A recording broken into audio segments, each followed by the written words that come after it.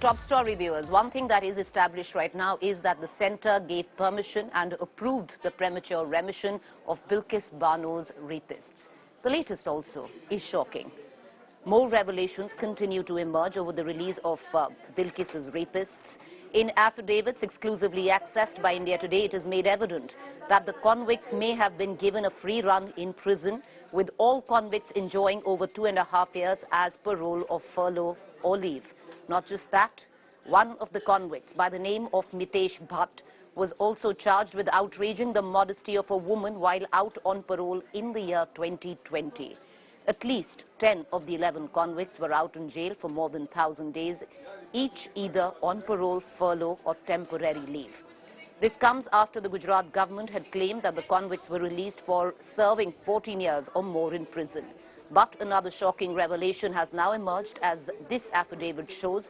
Out of the members of the jail advisory panel for the convicts' release, it appears 2 of the members were Gujarat MLAs, while the other 3 were social workers associated with the BJP. This makes 5 out of the 10 members were not jail officials on the board. सुनवाई तो चलेगी, लेकिन जो affidavit दिया गया है गुजरात सरकार की तरफ से, वो निश्चित रूप पर एक सवाल उठता है। उन्होंने कहा कि गृह मंत्रालय की इजाज़त के बाद ही ये सब हुआ है। इसका मतलब directly home minister Amit Shah इसमें इन्वॉल्व है। ये पूरा केस इस बात को साबित करता है कि ये सब कुछ कम्युनल, मोटिवेटेड और पॉलिटिकली मोटिवेटेड है। इसमें न्याय अन्याय की कोई बात नहीं है। All right, please, let's get a bigger understanding of what these revelations might actually mean. Joining me is our East Courts correspondent Nalini, as well as Saurabh Vakhtania, who's going to get us the very latest coming in from Gujarat on how all of that is going on is perceived, especially at the time of an election pending in the next month's time. Nalini, I want to come to you first to make us understand. Number one, for somebody, especially on the charges, the heinous nature of charges that these 11 were charged with, does one get parole as often as they did get? Number two, and that's the bigger question, Nalini, and that points to a very basic fact. One of the convicts in 2022 has been charged with outraging the modesty of a woman. How is it that then this man can actually get premature remission on charges of gang rape and murder on grounds of good behavior? Preeti, you know what? In this affidavit that has been filed by the Gujarat government, there were 2 reasons that they had stated as to why all of these 11 convicts were granted remission in the first place. The first reason they had said was because they had completed 14 years in prison. And the second reason they had said is because on account of their good behavior. Now, both of these points have fallen apart through the same annexures in the same affidavit that the Gujarat government has filed before the Supreme Court. Because the minimum number of days that any of these 11 convicts was out on parole was 998. And it goes up to almost 1,500 days. So all of these convicts were out on parole for thousands of days during this 14-year tenure. So that falls apart on the point that these 14 years were actually not completed within prison. They were supposed to complete a tenure of 14 years, which obviously wasn't, because they were out on parole and furlough so often. The second and the more important point about how they were let out on account of good behavior. Now, one of the basic conditions when you're out, not just on parole, because that's after you've been convicted, but even out on bail on charges, the most primary condition is that you're not supposed to commit any other offense while you're out. And keeping in mind that an FIR was filed against one of these convicts, like you said, Mitesh Bhatt, in June 2020 for outraging the modesty of a woman, the fact that he was charged with not just outraging the modesty, but also criminal intimidation and an intentional to cause hurt. Keeping this in mind, how can you say that they were let out on charges of good behavior or on account of good behavior?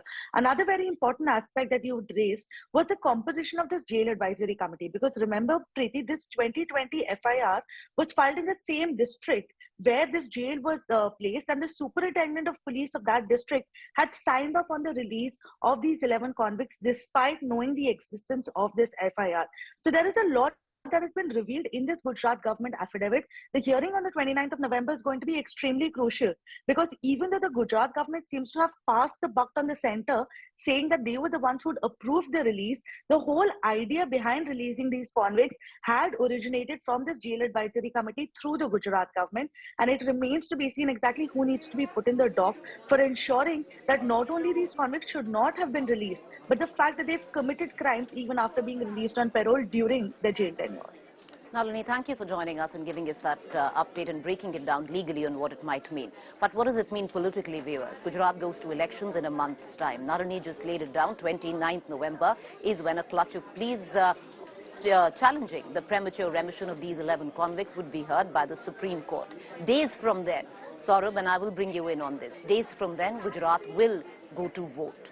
Is there pressure right now, Saurabh, on the Gujarat government to possibly rectify a grave wrong that they did and would seem to have the stamp of approval from the centre?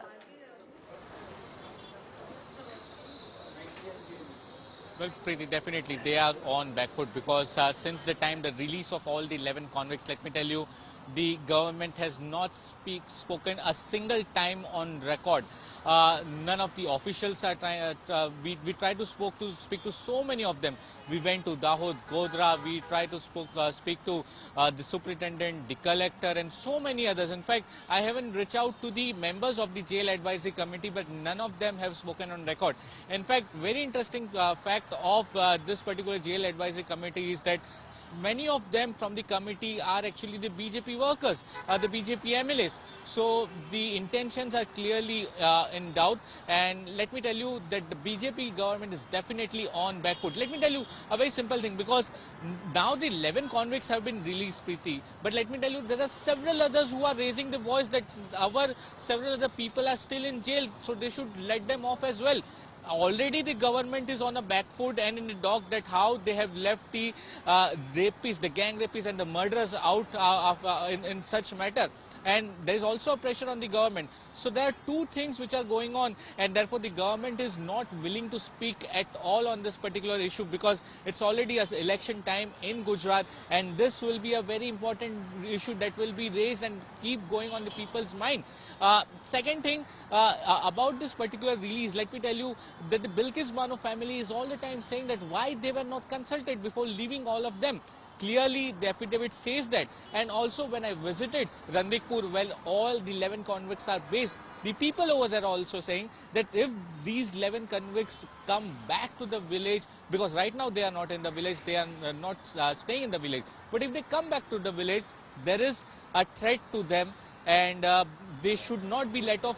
This gives a very bad message to the society. Right. So overall, politically, this is a very important issue which will be raised during the Gujarat Assembly election, and the Gujarat government will definitely come out with some strong answers.